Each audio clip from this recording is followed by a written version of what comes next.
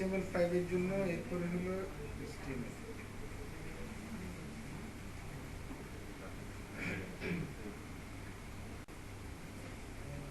শেষ করলাম, এরপরে কি লিখব? হেড শেষ করলাম। হেডের মধ্যে আমরা বেসিক্যালি কি লিখি? টাইটেল। টাইটেল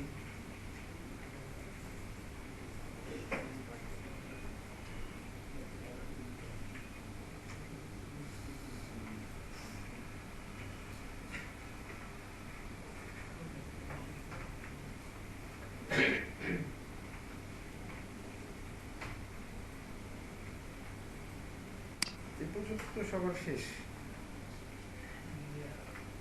বুঝতে পারেন এরকম কেউ আছে? বা বুঝতে অসুবিধা হয়েছে এরকম কেউ আছে?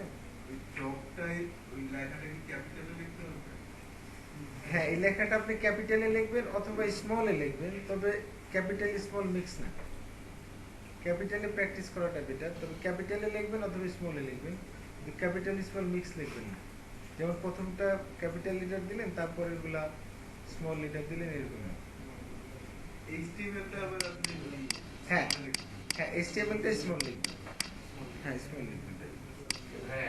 কিন্তু HTML-টাও মানে বড় লিখতেছে। হ্যাঁ, বড় লেখেন, সমস্যা নাই, তবে আপনার প্রবলেম নাই। তবে প্র্যাকটিসটা হলো, বেস্ট প্র্যাকটিস হলো এইভাবে লিখবেন।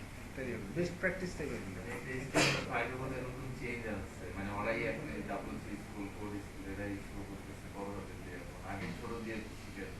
হ্যাঁ, আচ্ছা, আপনি বড় দিতে পারেন, প্রবলেম নেই, বড় হাতের দেন HTML।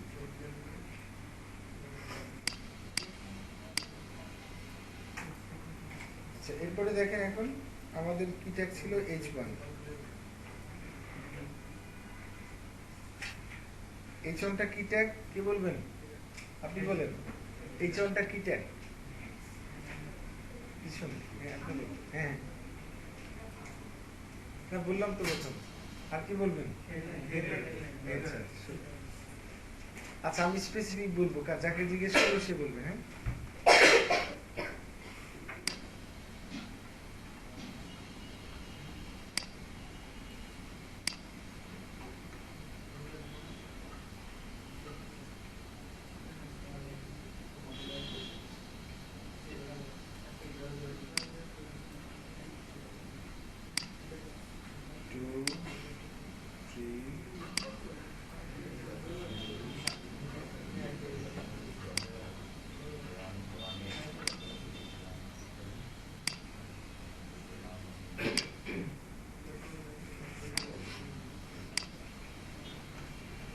পিছনে সবার শেষে কর্নারে H1 আর H6 এর পার্থক্য কি?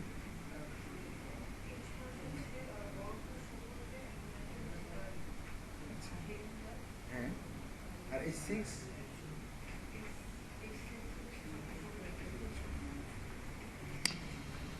ঠিক আছে, আমরা একটু দেখি আসলে হেডট্যাগ শেষ হয়নি। ও আচ্ছা, শেষ হয়নি। Thank you.